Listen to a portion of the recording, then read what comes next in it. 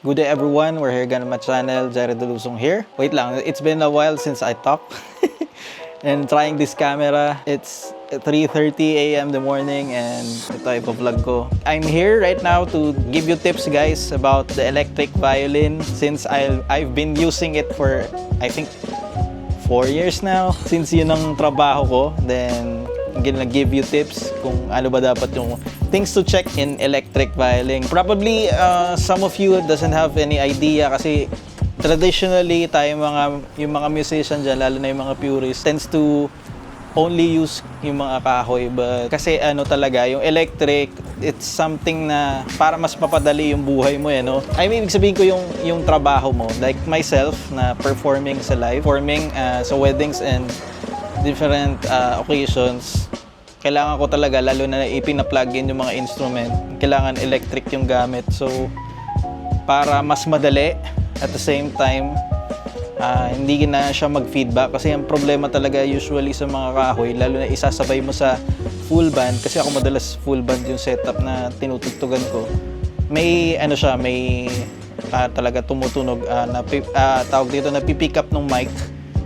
Lalo na dynamic yung gamit mo, mapipick up ng mic yung tunog ng drums or any instrument na nandun kasi acoustic gamit mo. So, para wala na maging problema at hindi ka na magka-feedback, hindi na mag-feedback yung tunog or yung hugong, mag-electric violin ka na lang. Yun yung naging last talagang resort ko. Ang tagal ko bago ko napilit yung sarili ko na mag-electric noon kasi talaga gusto ko rin talaga kahoy, kaya lang sobrang nakakapagod at the same time kawawa yung tech na nagmi-mix.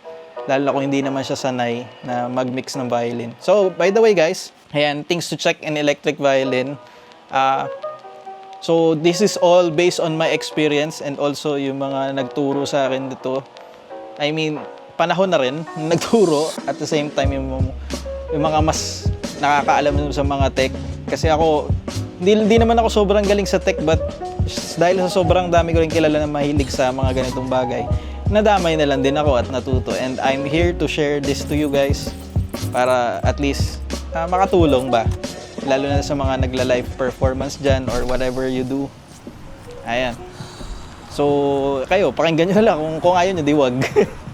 Anyway guys, so my number 1, active or passive electric violin. So first to check, yan, dapat beforehand, alam mo dapat kung active or passive yung electric violin mo. So, paano mo malalaman pag active? Simple lang.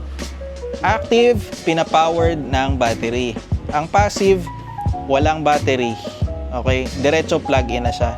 Sinasaksak na lang, tas diretso. Tutunog na yun. Sa active kasi, so kailangan siya ng battery. And kaya ko siya nasabi na kailangan bakit siya dapat i-check is because yung mga active instruments kasi na usually hindi balance yung tunog niyan talaga. Talagang kumbaga sa onting dagdag mo lang ng volume, malakas na agad yung tunog niya.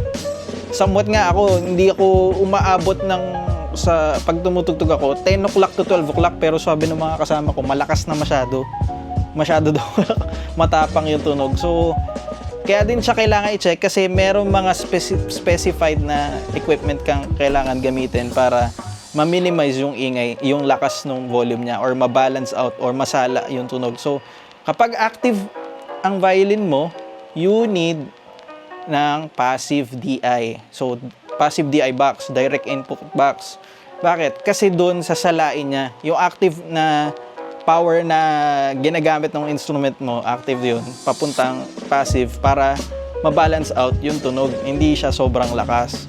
So, hindi ako into specify pa yung ano nagagawa ng DI box. Pero, yan. So, pag active ang instrument mo, kailangan mo ng passive DI box. Kapag passive naman ang gamit mo, yung passive sinabi ko kanina, walang battery, so plug and play siya.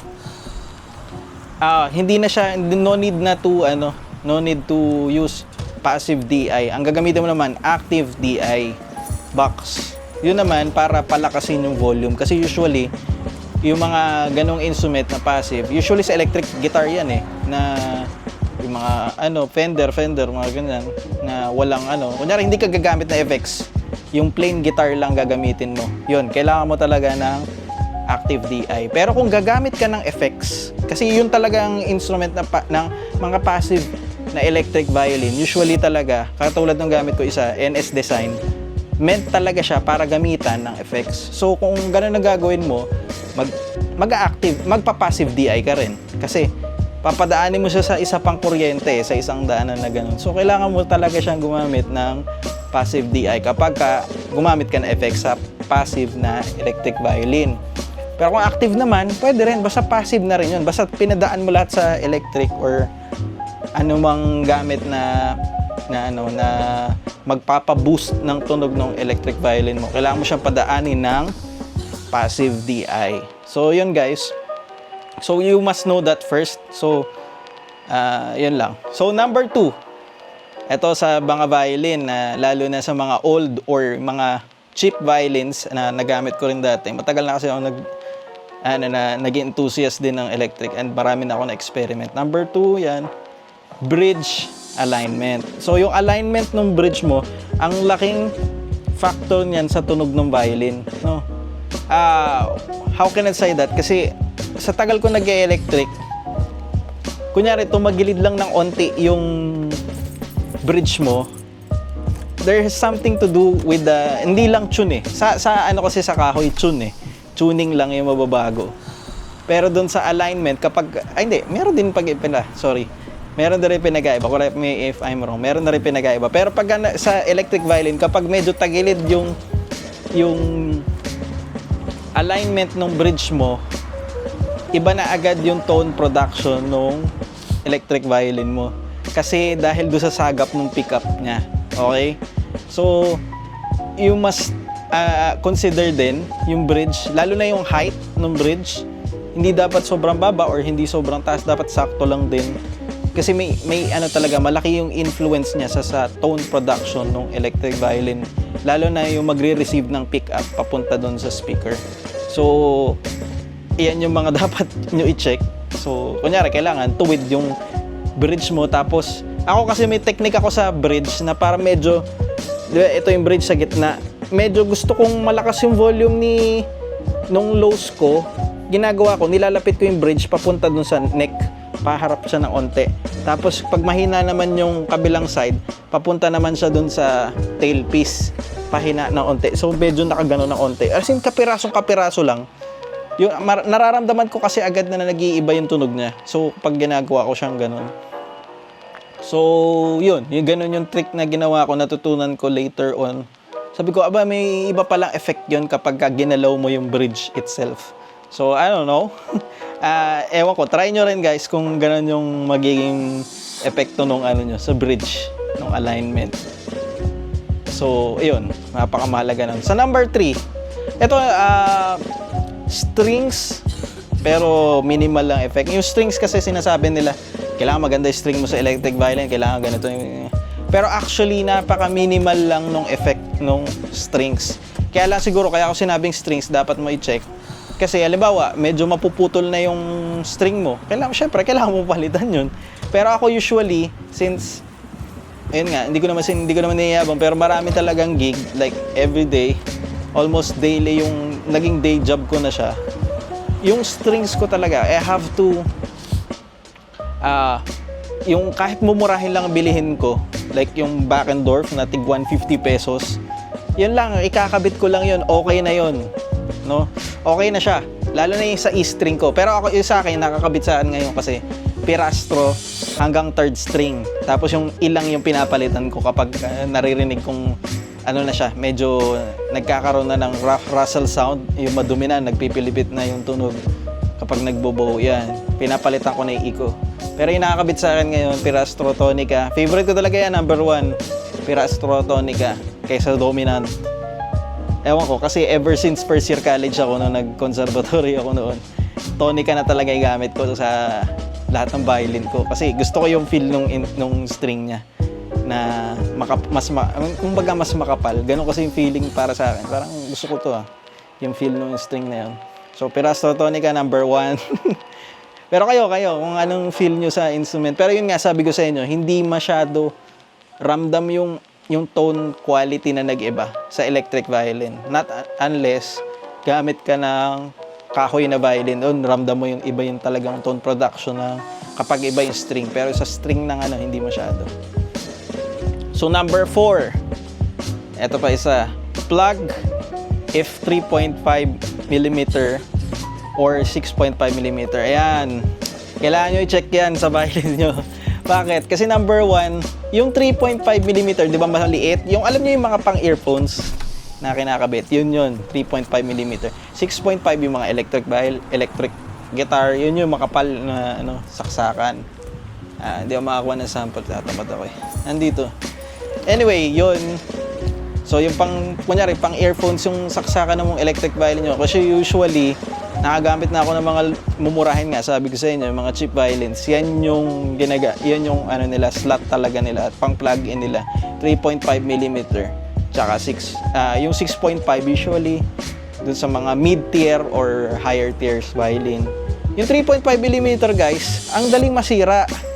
So, expect mo kapag ka ganun, usually mas maganda gumamit ka ng converter na 3.5 mm papuntang 6.5 mm na out, na bilog, yung female. Tapos, tsaka mo salpa ka na 6.5 na male papunta dun sa input mo, sa output mo, as your input, di ba? Input papunta output, sorry. Yan. Yan yung kailangan mo kasi nakakasira talaga siya ng ano, madali siya masira actually in my experience. Sira-sira kagad yung mga 3.5, ang bilis kasi nga manipis yung linya niya, tapos ayun pa, somewhat, hindi ko naman sinisiraan, pero yung usually kapag nakakita ko na 3.5 mm na electric violin, alam ko agad na yung tone production niya hindi ganun kaganda, hindi ganun kabuo. Kasi nga, hindi, kumbaga, pumuputok siya eh. Hindi ganun yung experience ko, pumuputok. Minsan, nasasabit sa ano, kasi usually yung sa 3.5, sa likod nakapwesto yung mga, ano niya eh, lalo na yung mga cheap violins na electric. Nako, much better gumamit kayo ng converter kasi talagang masisira agad yung ano, yung output part or nung violin yung pang out para tumunog. And at the same time, in my experience, yan yung parang pinaka-hassle. Lalo na nagpe-perform ka, tapos pumuputok-putok yung tunog mo. Nakakainis yun, guys. Nakakainis, promise. So, yun lang. So, number 5, the last one, yung weight. So, guys, weight ng violin, kailangan nyo i-consider when playing. Kasi hindi nyo tansyado kung gano'n nyo katagal kayo tutugtog, no? So, usually, hindi ko kabisado yung weight talaga dapat ng kahoy na violin sa electric. Pero, masasabi ko sa gamit na electric ko, lalo na yung Yamaha, magaan talaga siya. Pero yung earlier, mga cheap violins, napakabigat guys. Lalo na yung Backendorf na, anong edition yun? I forgot kung ano edition. Nagamit ko na halos lahat ng Backendorf edition eh. Napakabigat guys, ang bigat talaga, masakit. Masakit sa ano, nakakangalay. And somewhat, sabi nila kapag ka nag-play ka na mas matagal, nakaka-injured daw yung ganun. So, kailangan nyo consider yung weight ng inyong violin, lalo na yung mga, halimbawa, i-attach nyo sa violin like shoulder rest, yung mga ano, magpapalit kayo ng mga pegs, magpapalit kayo ng ano, kailangan alam nyo yung weight. Kumbaga, alam nyo, consider nyo yung weight na ilalagay nyo sa electric violins nyo. So, yan lang guys. I hope nakatulong sa inyo, lalo na sa mga electric players dyan, perform yung live. Check nyo yan, and yun lang guys. Hope to see you in my next video. Thank you so much.